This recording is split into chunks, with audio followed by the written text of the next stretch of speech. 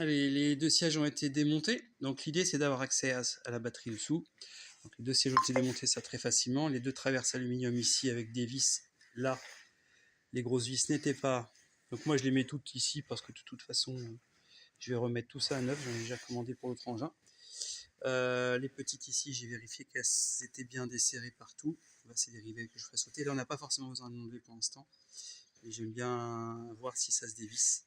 C'est juste que cette partie-là, le jour où je veux agrandir la batterie sur le tandem, je peux. Et certainement, je me referai des batteries pour les deux engins. Donc ici, j'aurai une place. Donc je pourrais décaloter le plastique ici.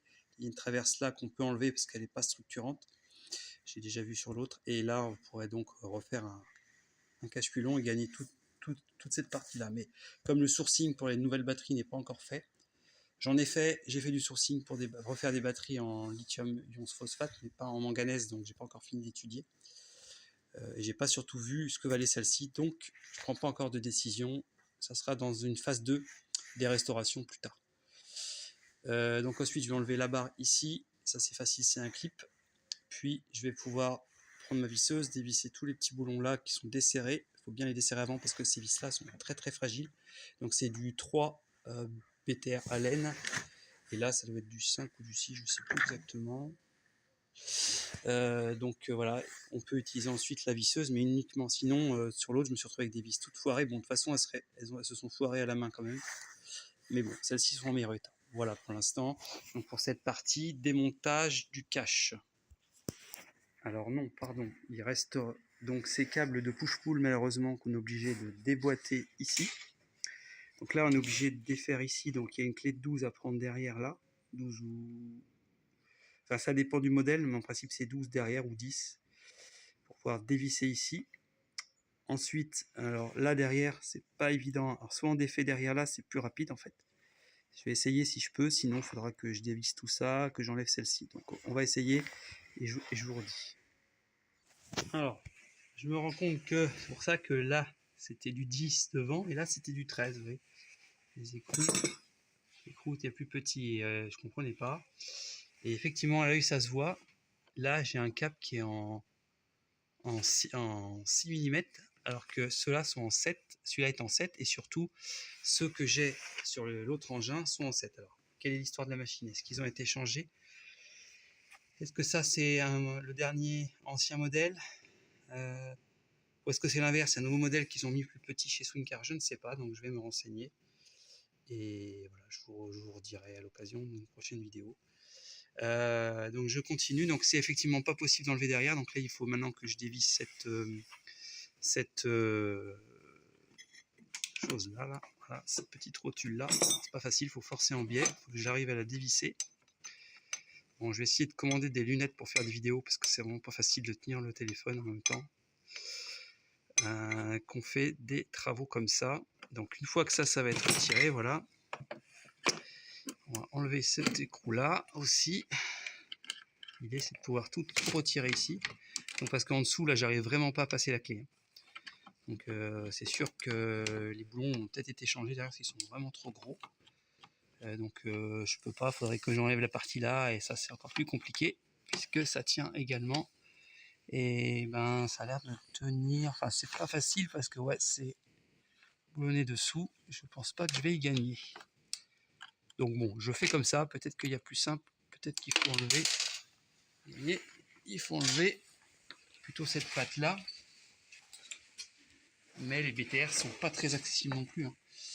C'est pour ça que c'est pas évident, donc moi je préfère faire comme ça. En plus c'est relié à l'autre au-dessus, donc je pense que je me trompe pas trop, en tout cas j'ai fait comme ça sur l'autre. Et voilà, donc c'est retiré, voilà. Donc j'ai rembobiné ça provisoirement, ici j'ai remis toutes les pièces dessus, donc on a vraiment des rotules plus petites. Alors je regarde ça, comment ça se fait. Voilà, c'est ça qu'il y a là d'ailleurs, je vois. Oui, parce qu'il est plus petit ici à l'arrière. En fait, ces câbles sont croisés. Puisqu'on se retrouvait ici. Voilà, bon, de toute façon il se retrouve où il faut. Donc du coup, à présent je vais retirer les vis là et on va soulever le capot. Voilà, le capot est retiré. Donc nous avons donc la fameuse boîte alu. Dedans il y a donc les éléments, donc on l'ouvrira dans une prochaine vidéo. Là, je vois qu'on a le capteur de courant. Donc, est-ce qu'il est relié? Non, c'est comme dans l'autre, en fait, il n'est pas relié. Donc, ça veut dire qu'il doit y en avoir un autre. Donc, c'est parce qu'il doit y avoir un changement de batterie, certainement. Et ils ont dû en remettre un ici et laisser glisser celui-là en bas. Il a dû tomber. Donc, je vais... parce que j'avais le même cas dans l'autre. Donc, j'essaie de retirer le capot. Et en fait, je me rends compte que les fameuses vis sont foirées. Donc, je vais tenter de forcer dessus et de dévisser en même temps pour voir. Mais j'ai 1, 2, 3 vis qui tournent. Alors non, celle-ci, ça a l'air d'aller. Ouais, celle-ci, c'est bon. Mais j'en ai 2 qui tournent dans le vide. Donc, classique, ça foire en fait dans les vis sont peut-être trop courtes. Donc, une fois de plus, je remettrai des écroucages au moment voulu. Voilà. Donc, voilà, j'ai réussi à retirer le capot. Et qu'est-ce que je vois? La vis est foirée. Donc, c'était surtout celle-là. Donc certainement qu'ici, je vais faire une petite... Ouais, c'est complètement foiré dedans, donc il faudra que je perce si je mets un écroucage. Donc il y a beaucoup d'écroucages, j'ai tout obligé de remettre sur l'autre. Là, moins. Là, j'ai l'impression que là, il n'y a même plus d'écroucage, encore mieux. Ils ont dû tomber dedans. Bon bref, ça sera une vidéo tuto exprès écroucage avec matériel. Donc voilà le petit truc que je vous disais. Donc on va baisser un petit peu la machine avec la pédale de descente. Ça, c'est pas pratique. Le temps que je reçoive mon autre frein. Bon, ça descend plus vite que ça monte, hein. Voilà. On pratique cette petite table et là c'est le câblage d'origine, donc swing car, donc plutôt propre, hein, dessus rien à dire.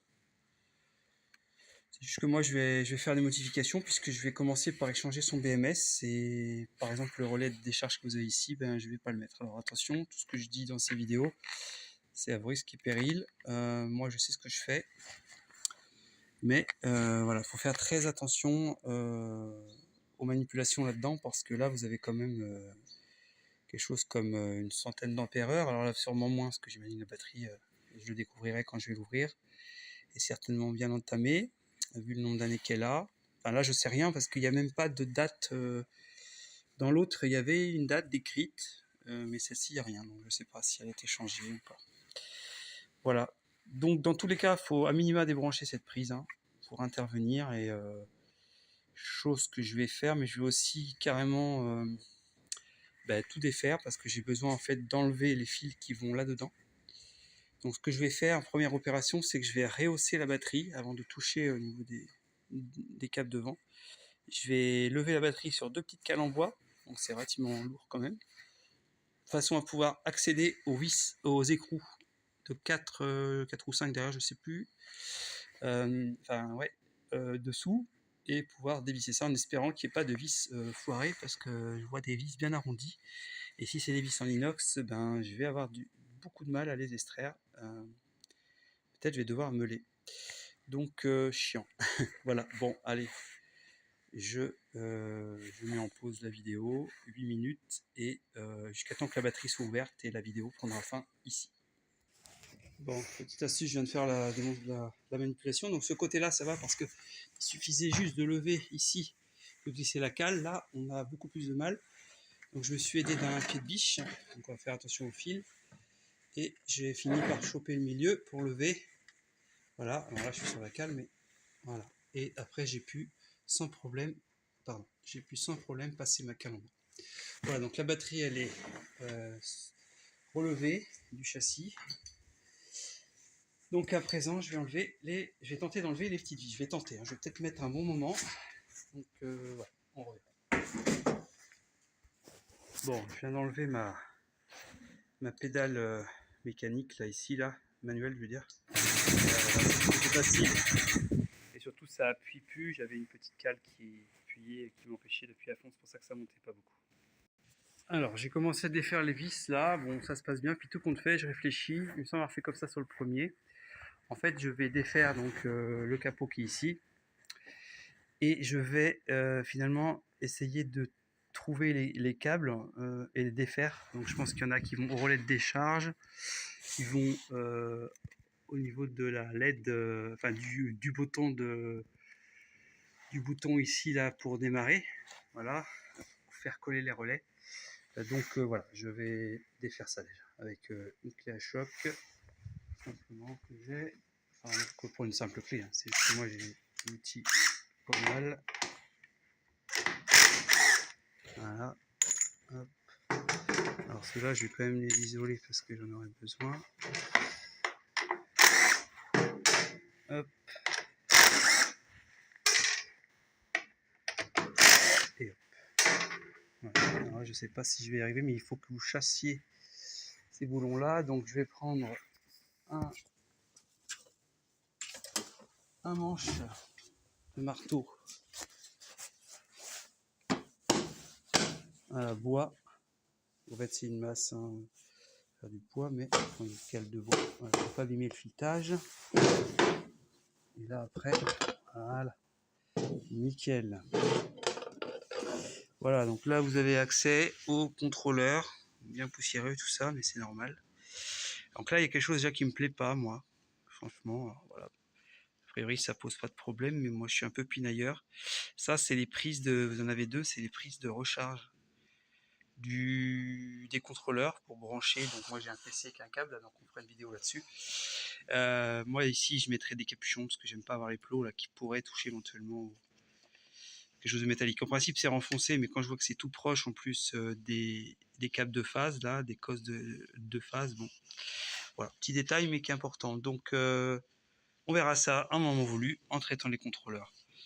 Voilà, donc là je vais repérer et puis je vais déconnecter au-dessus. Un détail qui a son importance, j'ai déconnecté la batterie. Mais comme je vous dis, c'est bien déjà. Mais le mieux, c'est d'avoir... Là, comme je n'ai pas bien compris le système en fait du circuit, enfin, ce que j'ai compris, c'est que le contrôleur qui doit être installé dedans, c'est le BMS, donc ceux qui gèrent les éléments de la batterie, là, il y a des fils qui sortent, et là, je crois qu'il y a du courant qui repasse de façon à pouvoir commander. Donc moi, par sécurité, et j'en aurai pas besoin avec le prochain BMS. Donc je serai sûr que quand je débrancherai ça, comme je vous avais dit, ça sera OK. Donc pour l'instant, comme je suis assez prudent, je vais tenter de défaire là-dedans en faisant attention, isoler les cosses et les ressortir là-bas. Donc nous avons tout simplement effectivement un fil là, un câble plutôt. Voilà, un câble, on le voit qui bouge ici, qui va à la batterie et qui alimente tout simplement la charge et la décharge. Ils avaient bien noté ça. Donc c'est plus comme charge. Donc c'est le relais de charge, il est ici, il est plus petit. L'idée c'est que s'il y a certaines conditions de température et tout ça, je pense que le BMS empêche en fait la charge, c'est-à-dire le plus qui est ici de la recharge, de pouvoir fonctionner, tout simplement. C'est pas bête du tout. Maintenant, moi dans le nouveau BMS et dans les deux que je connais, il n'y a pas ça. Donc moi ce relais n'a plus lieu d'être. Donc effectivement, bon, je ferai attention de son décharge, mais en principe le BMS va traiter électroniquement avec des condensateurs, je vais y arriver, avec des MOSFET, c'est-à-dire des transistors de puissance à commutation de puissance, va faire ce travail-là en fait, s'il y a des conditions qui sont pas bonnes. Je vous montrerai quand je vous ferai la vidéo sur le BMS. J'ai une application et tout ça. Donc là, il y a aussi une application, mais il faut des codes fournis certainement par Swincar. Je ne sais pas, en tout cas moi je les ai pas pour YouLens. Donc je m'embête pas, j'avais décidé de changer carrément, comme le système pour moi ne plaît pas trop. A priori, il semblerait qu'en plus ils aient changé ces BMS là maintenant. Je ne tiens pas de source sûre, donc tout ce que je vais dire, ça prend avec des pincettes. Je salue le travail formidable de Swincar sur ces engins. Simplement, je suis sur un engin un peu plus vieux, donc forcément, eh bien, il y a plus de choses qui ont dû être changées entre temps. Depuis, on est en 2026. Là, moi, cette machine date de 2021 et l'autre de 2019. Donc forcément, il y a des choses qui ont été changées. Donc celui-là, je vais donc le sortir tout simplement. Vous voyez, il vient bien de là. Donc les cosses étaient bien isolées, donc je ne risque rien. Je vais faire pause. Voilà, donc tout simplement, le deuxième câble, maintenant que le premier est sorti, le deuxième câble est ici. En fait, tout simplement, c'est les bleus, noirs, jaunes qui vont tout simplement au capteur de courant. Donc c'est pour renseigner en fait, ça c'est un capteur FEO, lorsque vous avez du courant ici c'est le plus qui va alimenter, qui vient de la batterie plutôt, vous voyez, directement, c'est chargé. Il va donc mesurer et renseigner le BMS qu'un certain courant est en train de passer, alors pour faire certains calculs et sûrement couper. Bah ça une fois de plus, pas besoin dans les BMS DALI que je vais monter ou d'autres modèles plus récents, de qualité, ça a évolué depuis. Ça, il n'y a pas besoin, c'est déjà dans le BMS. Donc ça, je vais le shooter. Donc voilà, par sécurité, je les ai enlevés un par un et je les ai coupés de façon à ce que ça touche pas trop facilement. Parce que attention, la machine est à la masse comme sur une voiture. Hein. Donc, la masse, c'est-à-dire ça, en principe c'est le même potentiel que ça. Donc tout ce que vous allez faire toucher, vous risquez des dégâts. Le pire de tout, c'est de prendre une clé ici et de monter ça par exemple. Voilà, de monter ça, de ne pas avoir débranché la prise. Là, avec votre clé, vous faites toucher ici, vous allez voir l'étincelle, je l'ai pas fait, mais j'imagine, pardon, ça, tac, j'imagine que ça va faire. Voilà, donc tout ça, je vais les scotcher quand même. En plus, voilà, je veux pas faire de bêtises, même si de toute façon le PMS, je m'en fous un peu, parce qu'il va aller dans un carton. Voilà, donc à présent, il va rester donc ce câble Neumann hein, qui vient au maintenant, il en reste deux encore, mais il y a ce câble Neumann. Donc, tout simplement, ça c'est ce qui permet, quand on fait le contact ici, d'envoyer, enfin de commuter finalement, enfin, d'envoyer quelque chose dans le VMS, et après ça revient au niveau des deux relais par les autres câbles que j'ai déjà enlevés. Donc ça c'est un signal en fait qu'on envoie tout simplement au VMS. Qui lui-même après commute les relais. C'est pour ça, moi ça me paraît compliqué, il n'y a pas besoin de tout ça, donc j'ai modifié tout ça déjà dans l'autre, donc je vais faire pareil ici. J'enlève ça en isolant aussi. Voilà, donc c'est coupé. Hop. Alors, j'étais assez critique au début quand j'avais ouvert en voyant tous ces wagos, mais en vrai, c'est vraiment pas mal. Moi j'ai refait également avec des wagos, parce que ces wagos-là à levier sont vraiment top. Franchement, je m'en suis même racheté, confectionné une boîte. Et je vous montrerai, moi je m'en suis acheté des x10. Ça m'a assaini un petit peu le tout. Parce que là c'est vrai qu'ils ont tout regroupé dans des trucs comme ça là. Mais voilà, moi je préfère. J'ai fait différemment. Parce que tout simplement, j'ai refait pour que ce soit compréhensible pour moi. Voilà, à suivre. Et enfin, il reste encore un fil qui va du BMS où ils ont marqué LED et tout simplement ça va éclairer en fait tout simplement l'interrupteur donc de démarrage où ils ont marqué Neumann en fait. Ah non pardon excusez-moi, Neumann en fait, je suis en train de confondre. Le Neumann c'est ce qu'il y a ici. Voilà, c'est pas la même chose. Bon, peu importe, de toute façon j'enlève tout ça moi et je remets ça à ma sauce. Voilà, alors à présent on va attaquer quelque chose qui est beaucoup plus délicat et dangereux on va dire. On va essayer de le sortir, il passe, c'est bien. Donc là on est un petit peu embêté parce que si vous voulez là on n'arrive pas à passer la fiche complète qui est ici là. Donc ce qui est compliqué c'est il faudrait même en défaisant tout ça, alors je vais tenter parce que je ne l'ai pas fait sur l'autre de défaire tous ces cosses là. Si c'est trop compliqué et que ça change rien, je ferai comme sur l'autre. C'est-à-dire que là, je déboîterai ici, mais ces fiches sont pas du tout évidents à débrocher, donc je vais tenter de défaire maintenant que je connais. Au début, dans le premier, je connaissais pas trop, donc je préférais pas y toucher, mais là maintenant, je vois ce que c'est que tout ça. C'est tout simplement ici, je vous dis pas de bêtises, ouais, tout simplement la masse. Voilà, tout simplement. Donc, tout ça, ce sont des masses en fait, des pôles moins. Donc je peux très bien tout débrancher et faire un peu de place, voir si ça fait de la place, parce que peut-être ça fait pas plus de place que ça pour arriver à passer. Alors déjà, on va essayer de voir si ça, ouais, ça passe. Donc pas sûr. Donc voilà, je reviens. Bon, et bien ça a fait de la place quand même. Voyez, j'ai réussi à la passer en enlevant toutes les masses ici. Maintenant, je devrais arriver à le tirer de là. Là, c'est vraiment pas facile ici, à ce niveau-là. Voilà, impeccable. Tout ça, c'est les masques qu'on va remettre. Voilà, donc là, la batterie est entièrement dégagée. Tous les fils sont sécurisés, pas de risque. Donc ce truc-là, on l'enlèvera. Je pense que je vais le couper. Non, de toute façon, je vais tailler dedans les câbles. Parce que je vais récupérer ces câbles-là pour les mettre. Donc, quand je le BMS. Donc, le BMS se trouve ici. Donc, je vais ouvrir le capot pour que vous puissiez mettre la batterie sur l'établi avant. Donc, moi, j'ai un petite confection avec 4-5 palettes là, voilà, des roulettes. J'ai dans mon atelier un petit plateau. Je le positionne et je vous montre.